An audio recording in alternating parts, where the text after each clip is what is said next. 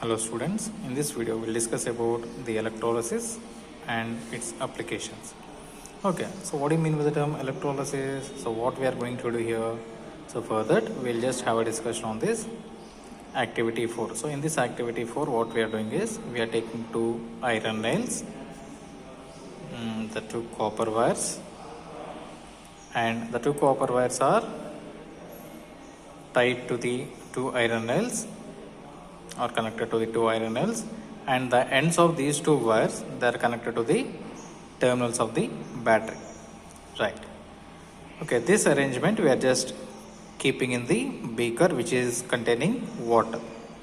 Okay, right. Now what we are doing is we are just passing the current, right? How we are passing the current? By connecting to the battery, right? On passing the current through this water, what we can say is after some time we can see the bubbles which are formed on the nails surface of the two nails, right?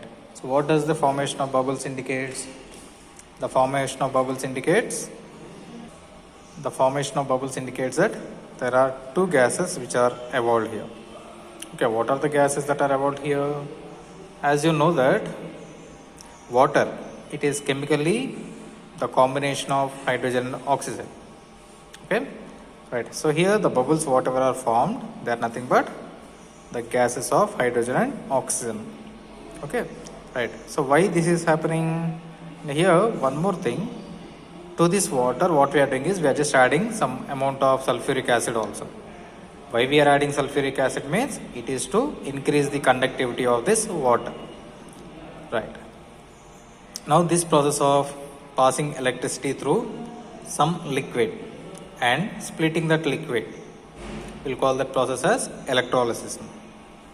Okay, right. So here we'll take one more example where we are going to take one more chemical. Here we have taken water. Instead of water, if you take some other chemical like copper sulfate, right? If you are taking some copper sulfate, now what is copper sulfate? Even that copper sulfate is also like a salt, whatever we are using regularly, but that copper sulfate will be in blue color, right? On passing that current through that copper sulfate, what happens? Copper and sulfur, they are going to split up. Okay, so separately we are going to get copper and sulfur. Okay, right.